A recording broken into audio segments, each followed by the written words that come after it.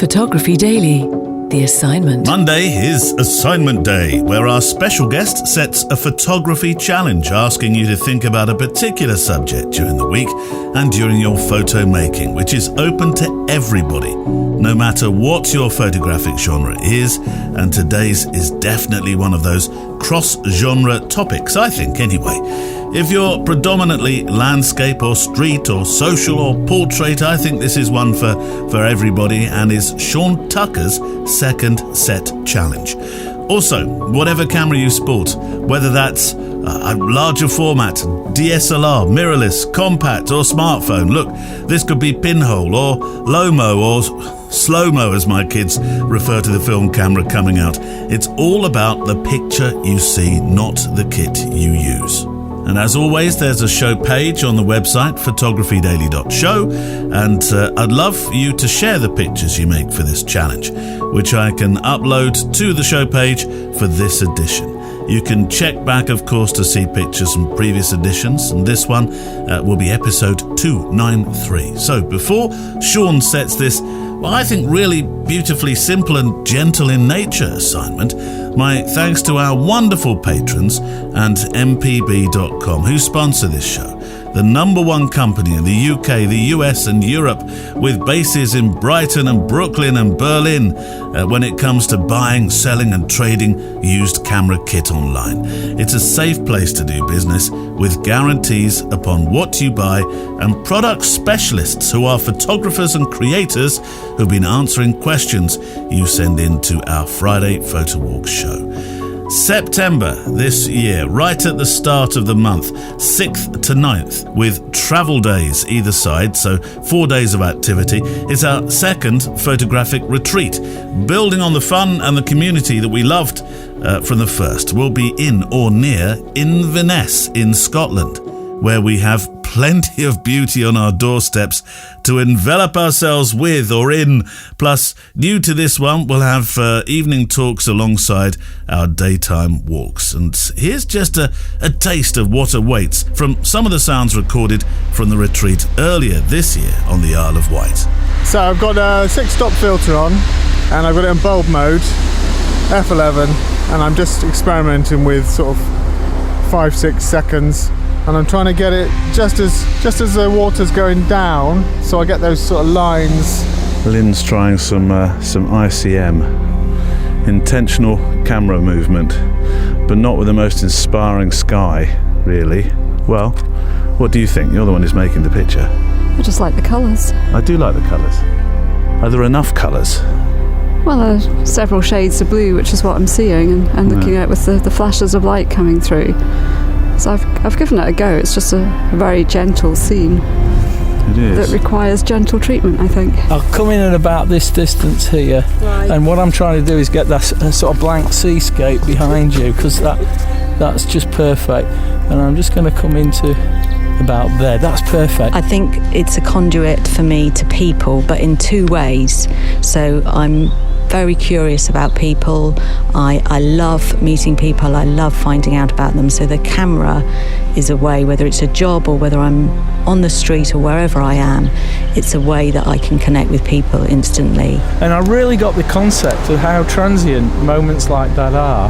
And then, of course, later on, as photography came into my life, how it's so useful for preserving those fleeting, enjoyable, special moments. Thoroughly looking forward to the second Photo Walk retreat. Right, let's meet our guest for today, setting you an assignment for the new week. The assignment. I was walking in the there's a woods just over the back, which I walk in often when I'm doing the Photo Walk show, and I noticed there was a grate in the ground, and it was amongst all this. It was overgrown. There's nothing around it. I can't see a reason why that grate would be in the ground. And it was an odd detail for me to come across as a photographer. And had I not been a photographer, maybe I wouldn't be fascinated about it at all. And I get a feeling that this assignment is loosely along those lines. Yeah, it's photograph the details that you notice that everyone else is walking past. You know, the kind of finding the beautiful in the very ordinary.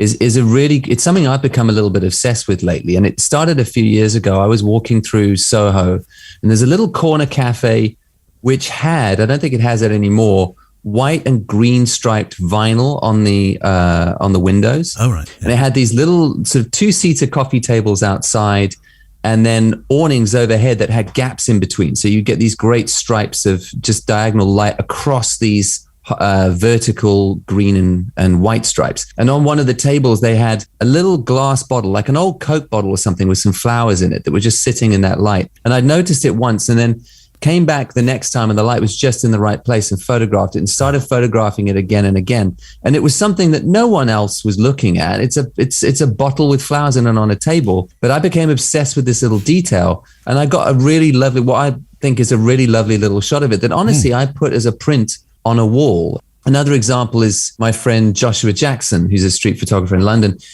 He has photographed the same dustpan and brush in Chinatown for the last 4 years. Like, he's probably got 40 shots. 4 years. Nobody's stolen it. Yeah, exactly.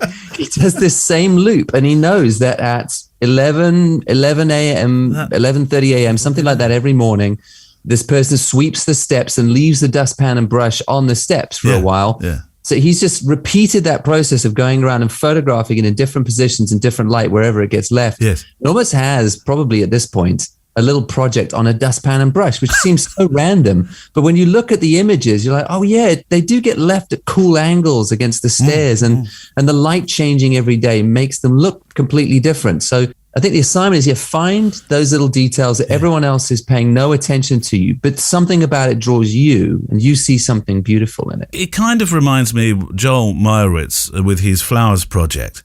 Yes. That he photographed, but he didn't really know it. I mean, in this case, we're saying to be more conscious about it, aren't we? But in his case, he was fairly unconscious about these flowers, and then one day found that he'd been photographing things that were florally connected to each other. It's almost, Joel's a good example, actually, because it's almost still life what you're doing then, because, you know, he's famous at the moment for sort of bringing home these big pewter jugs to his Tuscan villa and shooting them against backdrops. It's you might see this jug in someone's house and go, that's a nice thing, and just walk past it. But he's like, what can I do? Put this in light. And maybe you could take that approach. Maybe you don't want to just find it, you know, out and about street photography. You can't touch it. It has to be reportage. Maybe you find an object and you put it in some interesting light and see what you can make out of something that ordinarily looks quite mundane. Well, that's a good idea. Because it really is all about the light often, isn't it? The right light on a subject can make something very ordinary look extraordinary. And I think that's probably recently I've been going around and photographing into shop windows with mannequins a lot. Yes. So that where there's particular times of the day where light is hitting mannequins in a particular way, when you sort of got a bit of depth with them, or there's a bit of lettering on the vinyl on the window and the mannequin in the background, just something like that, which is pretty ordinary, but it's the light that makes it interesting. I mean, everyone can see the window display the same, but I hopefully as a good photographer, I can see that if I really focus in on this corner and what the light is doing in that corner with that display, it makes it something new and interesting. Unfortunately, though, you've hit on something. There was a Twilight Zone